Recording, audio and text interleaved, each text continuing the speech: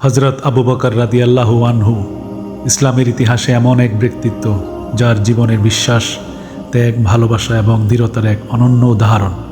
তিনি শুধু একজন সাহাবী নন, বরং তিনি ছিলেন রাসূলুল্লাহ সাল্লাল্লাহু আলাইহি সাল্লামের সবচেয়ে ঘনিষ্ঠ সঙ্গী, ইসলামের প্রথম খলিফা এবং একজন মানুষ যিনি প্রতিটি সংকটে অবিচল থেকেছেন। তার জীবনের কাহিনী শুধু ইতিহাস নয়, এটি একটি জীবন্ত প্রেরণা। হজরত আবু বকর রাদিয়াল্লাহু আনহু এর প্রকৃত নাম ছিল আবদুল্লাহ ইবনে আরি কুহাফা। তিনি মক্কার কুরাইশ বংশের একজন সম্মানিত ব্যক্তি ছিলেন। তার জন্ম হয়েছিল প্রায় 570 খ্রিস্টাব্দে, অর্থাৎ রাসূলুল্লাহ সাল্লাল্লাহু আলাইহি সাল্লামের জন্মের কিছু বছর পরে। তিনি ছোটবেলা থেকেই সত্যবাদিতা, ন্যায়পরায়ণতা এবং নম্রতার জন্য পরিচিত ছিলেন। জাহিলিয়াতের যুগে যখন সমাজে মূর্তি পূজা, অন্যায় এবং অসত্য প্রচলিত ছিল, তখনও তিনি এসব থেকে নিজেকে দূরে রেখেছিলেন।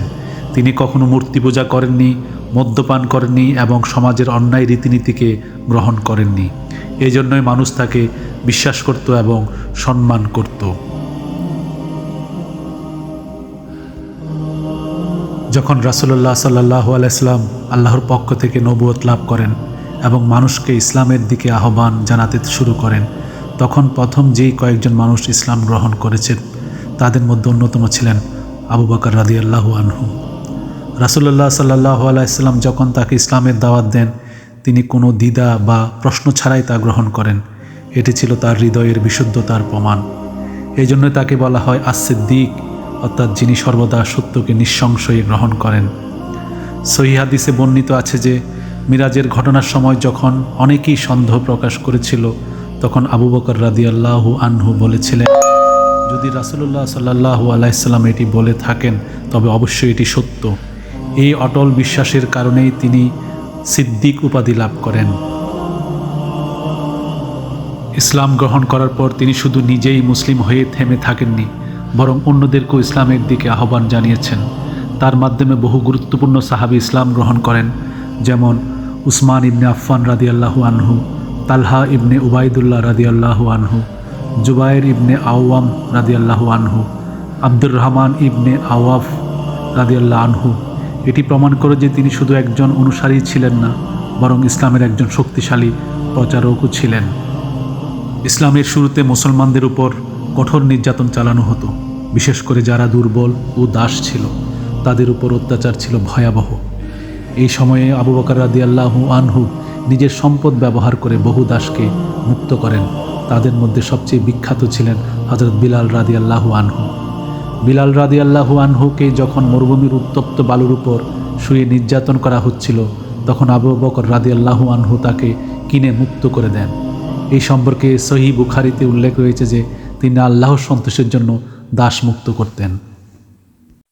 হযরত আবু বকর রাদিয়াল্লাহু আনহু ছিলেন একজন সফল ব্যবসায়ী, কিন্তু ইসলাম গ্রহণ করার পর তিনি তার সম্পদের বড় অংশ আল্লাহর পথে ব্যয় করেন।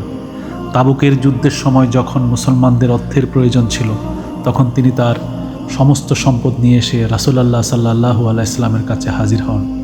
রাসূলুল্লাহ সাল্লাল্লাহু আলাইহি সাল্লাম তাকে জিজ্ঞেস করলেন, তুমি তোমার পরিবারের জন্য কি রেখে এসেছো? তিনি উত্তরে বললেন, আমি আল্লাহ ও তার রাসূলকে রেখে এসেছি। এই ঘটনা তার ঈমান ও ত্যাগের সর্বোচ্চ উদাহরণ। যখন মক্কার কুরাইশরা রাসূলুল্লাহ সাল্লাল্লাহু আলাইহি সাল্লামকে হত্যা পরিকল্পনা করে, তখন আল্লাহর নির্দেশে তিনি মদিনায় হিজরত করার সিদ্ধান্ত নেন।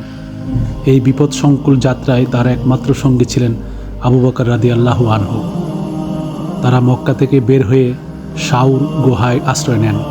শত্রুরা তাদের খুব কাছাকাছি পৌঁছে যায়। এ সময় আবু বকর রাদিয়াল্লাহু আনহু উদ্বিগ্ন হয়ে পড়েন। তখন রাসূলুল্লাহ সাল্লাল্লাহু আলাইহি সাল্লাম বলেন, ভয় করো না, নিশ্চয় আল্লাহ আমাদের সাথে আছেন।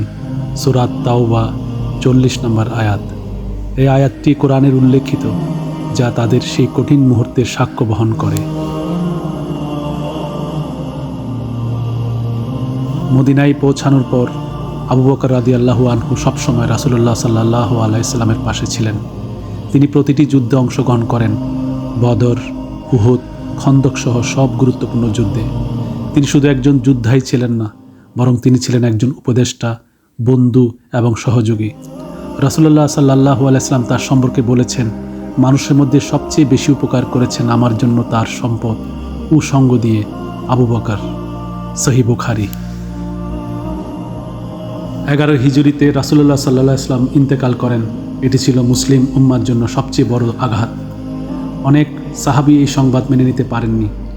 হযরত উমর রাদিয়াল্লাহু আনহু পর্যন্ত বলেছিলেন যে কেউ যদি বলে রাসূলুল্লাহ সাল্লাল্লাহু আলাইহি ওয়াসাল্লাম মারা গেছেন, তিনি তাকে শাস্তি দেবেন। এই সংকটময় মুহূর্তে আবু বকর রাদিয়াল্লাহু আনহু সামনে আসেন। তিনি বলেন, যে মুহাম্মদ সাল্লাল্লাহু আলাইহি ওয়াসাল্লামকে উপাসনা করত, সে জেনে রাখুক মুহাম্মদ সাল্লাল্লাহু আলাইহি ওয়াসাল্লাম ইন্তেকাল করেছেন। আর যে আল্লাহকে উপাসনা করে, সে জেনে রাখুক আল্লাহ চিরঞ্জীব। এরপর তিনি কোরআনের আয়াত তিলাওয়াত করেন। মুহাম্মদ সাল্লাল্লাহু আলাইহি ওয়াসাল্লাম তো একজন মানুষ মাত্র।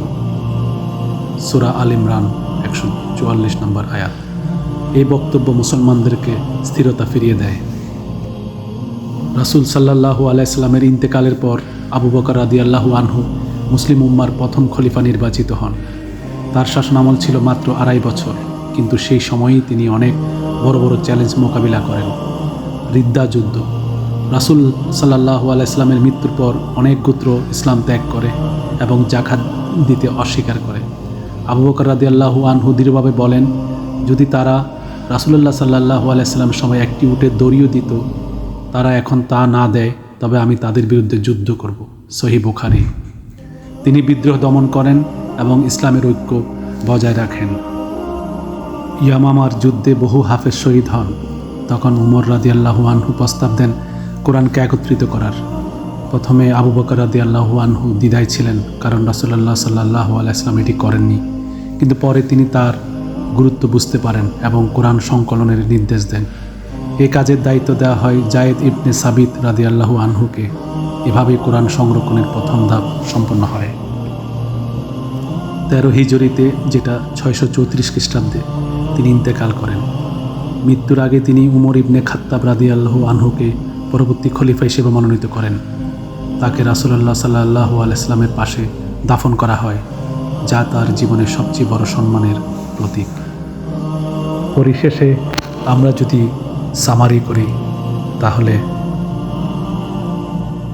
ইসলাম গ্রহণে অগ্রগামী হওয়া, ইসলামের দাওয়া ও প্রভাব বিস্তার, নির্যাতিতদের মুক্তি প্রদান, সম্পদ আল্লাহর পথে ব্যয় করা, হিজরতের সাহসী সঙ্গীতা, রাসূলুল্লাহ সাল্লাল্লাহু আলাইহি ওয়াসাল্লামের ইন্তেকালের পর নেতৃত্ব প্রদান, প্রথম খলিফা হিসেবে উম্মাকে ঐক্যবদ্ধ রাখা, রিদ্দা যুদ্ধ পরিচালনা, কোরআন সংকলনের উদ্যোগ, ন্যায়পরায়ণ ও বিনয়ী নেতৃত্বের দৃষ্টান্ত।